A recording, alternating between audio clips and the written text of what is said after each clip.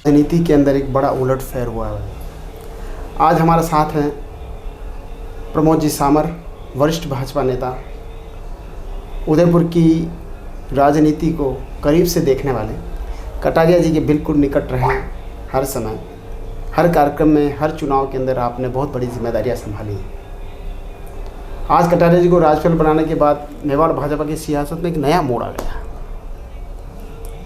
कि जिस तरीके से सम्मानजनक स्थिति से में रखकर उनको असम भेज दिया गया। असम जाने के बाद एक उदयपुर के अंदर या मेवाड़ में एक राजनीतिक रिक्तता आ गई है। इसे आप किस तरह देखते हैं? पार्टी इसे किस तरह से अब उभर पाएगी?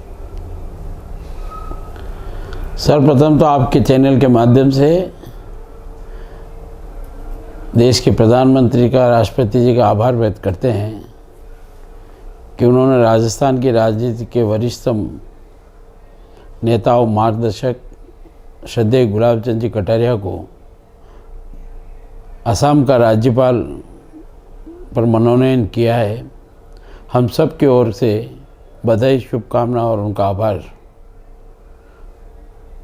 और हम सब इस चैनल के माध्यम से उनके स्वस्थ रहने, सफल होने के साथ साथ दीर्घायु होने की कामना भी करते हैं। निश्चित रूप से आदरणीय गुलाब जी भाई साहब का राजस्थान की राजनीति में एक मार्गदर्शक के रूप में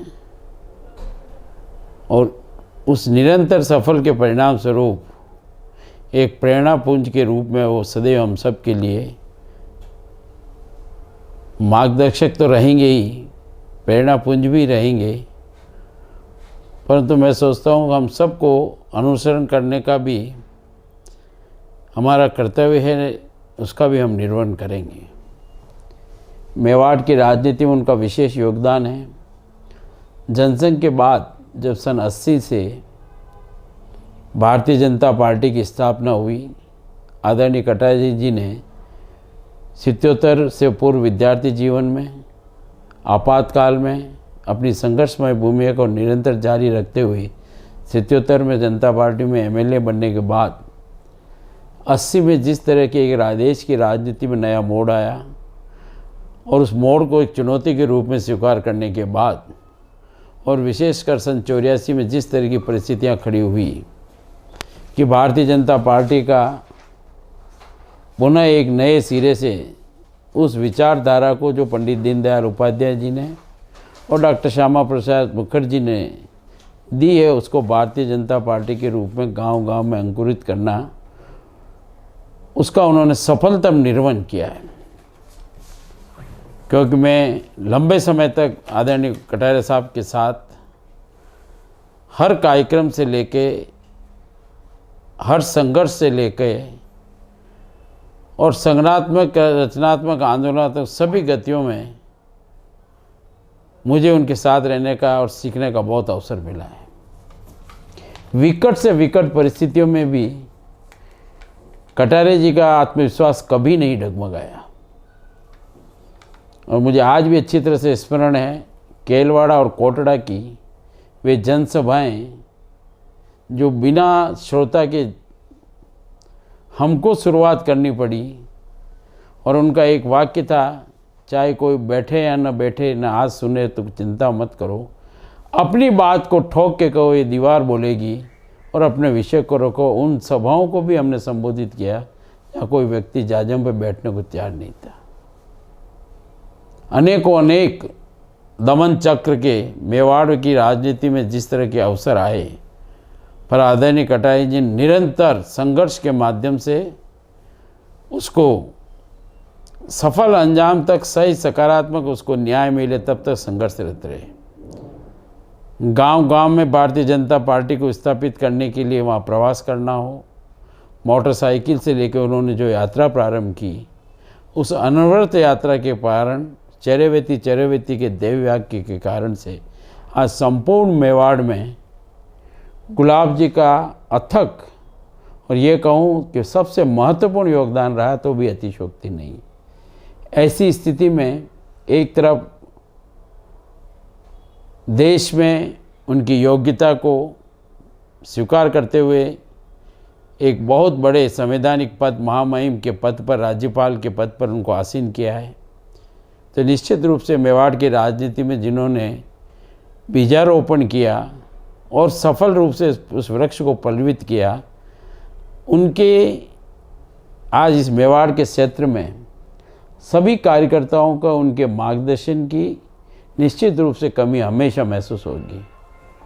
परंतु उन्होंने अपने जीवन में काम के माध्यम से सदैव व्यक्ति की नहीं, संगठन की पूजा हो, इसको नीचे तक कार्यकर्ताओं को सिखाया। और मेरे जैसे सैकड़ों अनेकों कार्यकर्ताओं का व्यक्तित्व निर्माण करने में से लेकर संगठन की संरचना में हमको सदैव तत्पर रहना है, ये दिशा भी उन्होंने प्रदान की है। और मैं सोचता हूँ हम सब कार्यकर्ताओं का नैतिक दायित्व है कि इस मेवाड़ की राजनीति में भारतीय जनता पार्टी शीर्ष पर रहे, रिक्तता ना आए।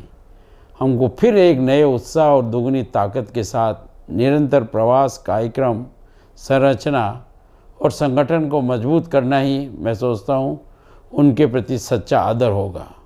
क्योंकि जिस मेहनत को उन्होंने यहाँ सफल क्रियान्वित के रूप में बदला है, वह उत्तरोत्तर प्रगति की ओर जाए, ये हमारा नैतिक दायित्व है।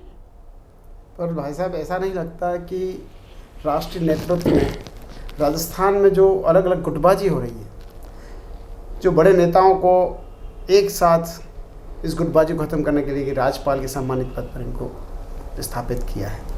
राज्यपाल का पद भी एक संवैधानिक पद है और पूर्वोत्तर के राज्यपाल के रूप में उस क्षेत्र में जहाँ आदरणीय कटारिया जी को भेजा है, वो क्षेत्र कई अन्य विषयों के साथ साथ चुनौती के साथ विषय हैं।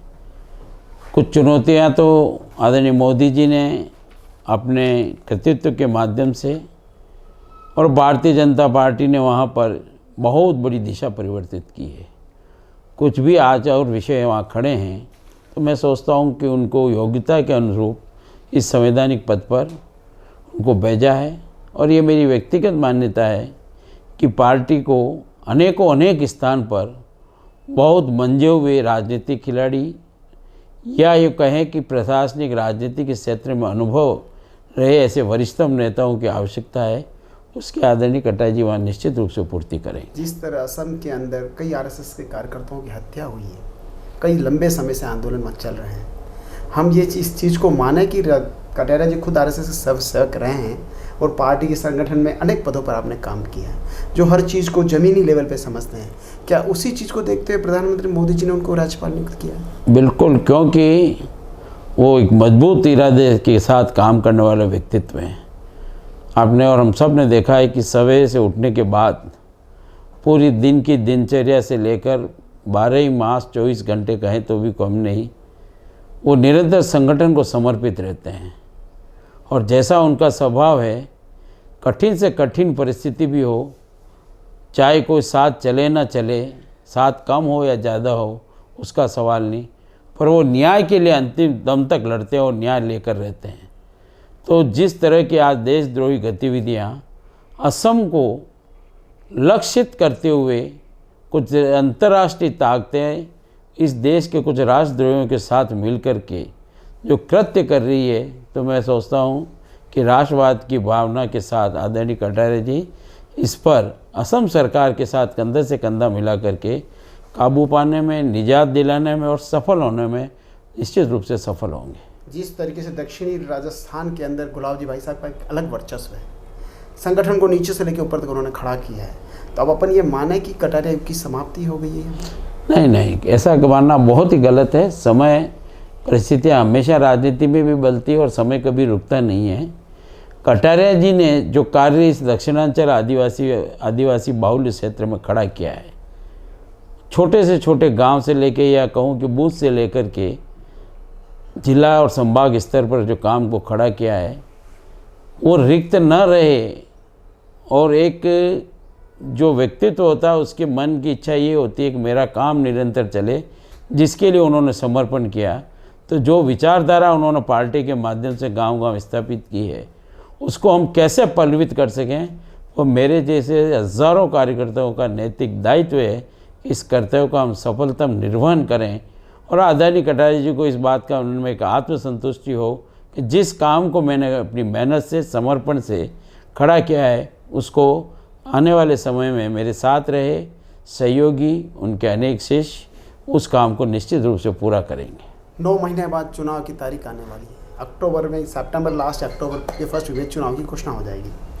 उदयपुर के अंदर 10-12 चेहरे जो देखने में आ रहे हैं, उसमें एक चेहरा आपका भी है। जैन समाज से ले लें या उदयपुर की वरिष्ठ उसमें नंबर में लें तो आपका नंबर नहीं आता है उसके अंदर। क्या सोचते हैं सर आप?